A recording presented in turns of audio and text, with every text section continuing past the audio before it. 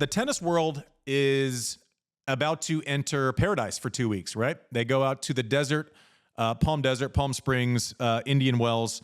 Tell me what it's like for you doing your job out there, because for me, it's like everyone arrives there happy, pumped, you get rest between matches.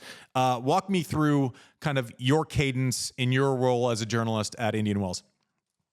It's probably not dissimilar to the players, which is, you said it, tennis paradise. You talk about brand, it used to be, is this the fifth major? I think tennis paradise is better branding than fifth major. But no, this is an extraordinary event. I've heard it described as Larry's bar mitzvah. It's, Larry Ellison, who I think, we can have a fact checker look this up. I think he's the second wealthiest person in the world now, behind Elon Musk. Sometimes it varies based on stock price, but this is someone worth hundreds of billions of dollars. He likes tennis. We're very fortunate that he gives some of that largesse to tennis. I'm not quite sure what the P&L statement looks like, but it's a wonderful event. It's in the desert. The scenery is beautiful. The grounds are beautiful. There's a Nobu on site. It's also, I take away all the sort of the fun trappings of the sushi and the smoothies, and it's a really great sporting event. It's just a fun place to watch tennis. You go from court to court. The weather is, the weather can be a little weird. In the middle of the desert, it can be like a 40-degree swing, day session to night session. Big time. But it's a 2-hour drive from LA, so they call it the desert, as if you're, in the middle of the Gobi. But you fly in LAX, you get in your car and you drive 2 hours. It's a special event. I'm sort of curious from your standpoint about what it's like to play there, because it's a weird surface. People don't realize, they see the big stadium on TV, and what they don't realize is that it goes pretty far underground. So it's a sunken stadium. And the conditions, again, it can be really, really hot. You see players sometimes, that they're hydrating and they withdraw because they're exhausted, and other times they're sitting there playing in tights in a Patagonia. So it's a fun event. It's a strange event. It really is. I encourage anyone to go. Never mind whether this is the fifth major or not. It's tennis paradise. What better branding could you have than that? Well, and also from a fan's perspective, and then we'll get to the actual surface of things and how the weather affects it, because I think there's a biggest delta between hot and 96 degrees versus you go out and play a night match and it's 46 degrees and you can't get the ball to go anywhere. So we'll get into that breakdown in a second. But just as a fan, the player warm-up areas, right? You have an entire field where you can get your work in, but fans are all along the periphery, right? There's an there's an intersection of, you can say hi as someone's going out to kick the soccer ball. The practice courts all have kind of seats and almost like a mini stadium effect to it. So you can get up close. You could never watch an actual sanctioned match and see every player that you would ever want to see going through their paces. The new stadiums they've built, I had like a 10-year gap between when I stopped and played there for the last time versus when I kind of went back, and I was just blown away. Everything great that I remembered was still there, and the improvements were just amazing. It is nice to see a proper investment in tennis that manifests in a fan experience to the level of what you get as a fan at Indian Wells. As a player, it's interesting, right? You're not dealing with traffic. So there are a lot of things that aren't stressful about it at all. Everything's pretty close.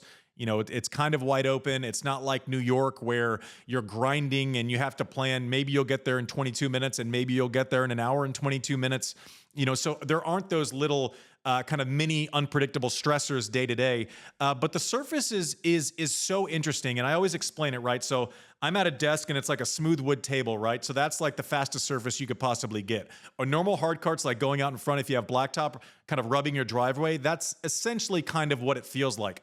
The surface at Indian Wells with the mixture of sand in it is like if you rubbed your hand on a piece of sandpaper. Like that's only a slight exaggeration. Like your shoes get worn out quicker. They go bald on the bottoms quick. It is, you stop and start and you kind of cut into the court a little bit. It's almost like screeching, but it's weird. So that every time the ball hits that kind of sandpaper type surface, it cuts a little bit at the ball. So after 3 or 4 games, the balls are so much bigger than you would see normally, which means that it's tougher to create pace through the court, right? I call it like the blunt force trauma pace, where you just hit it flat through the court. You're not getting that kind of helpful skid. through the court that you get on a fast, hard court, grass, et cetera, et cetera. But you rarely get those type of conditions. You'll get the slow indoor courts built on sand sometimes, but the ball doesn't bounce up. At Indian Wells, it's this weird thing where the flat ball is slower than it normally is, but if you have a monster kick serve and you get it on a warm day and the air is so thin because there's no humidity, like Rafa, I played him twice there. It was an absolute nightmare to play Rafa there because he can create speed. His ball checks and bounces up and away. So there are ways to be aggressive, but it's just not through the court, right? If you hit a monster kick, you're going to be ahead in the rally. If you come in on something, people are hitting passing shots, maybe above their shoulders where normally it's kind of in their pocket. So it is strange. If it is warm and the air is thin, which it normally is, you can win points with the ball flying through the air. It's just not flying with that. You're just not getting the assistance on that skid. And so we talk about the conditions all the time. Like I would say the day versus night in Indian Wells is maybe the biggest delta between a day session and night session on any place on tour, right? The sun's out, the ball's jumping around, you can create some kick serves, you can create some speed. You go night and you get one of those kind of 50-degree nights, all of a sudden that bounce we're talking about is muted significantly. I remember playing John Isner there at night one time, and he's played well there because everything he does kind of gets up and away. Playing him at night one time, and all of a sudden I could actually control his kick serve because it was cold and the ball was just dying. I don't like those conditions, or I didn't like those conditions against most people, but it's so matchup dependent where I'd rather play Isner on a kind of muted court where the ball's not getting up and away, but then you play Rafa and all of a sudden you're dealing with the spins that are out of the zone. So the trade-off is very tricky. If there's wind, if it's still, it all plays completely different. So it does require a little bit of nuance when you are strategizing as a player at Indian Wells. Let me ask you this too. I should have mentioned this when you asked me what makes this event unique. You know what else does for me is doubles. This event has the greatest doubles draw. I mean, I can't, I don't have it off hand, but I think it was like Rafa and Mark Lopez against Roger and Stan. I mean, most of the top players play doubles. I've heard, first of all, you'll tell me your doubles experience, but I've heard two theories, and feel free to weigh in. One of them is just because of the schedule, it's not oppressively hot most of the time. You've got that extra pad before Miami. It just is convenient for players, especially like a year like this where it's an Olympic year.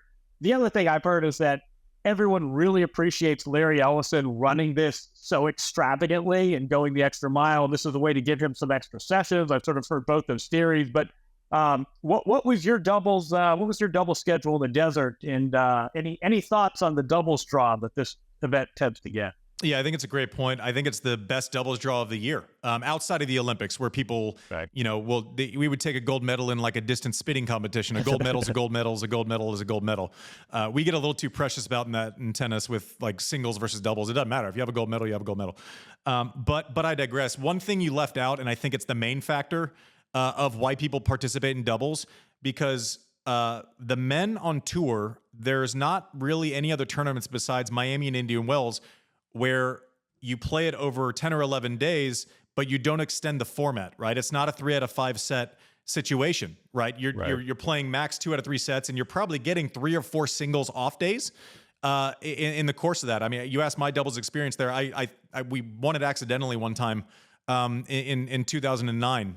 Marty and I did, and I remember. Oh, that's right. I remember that. Yeah. Well, I mean, Marty could have.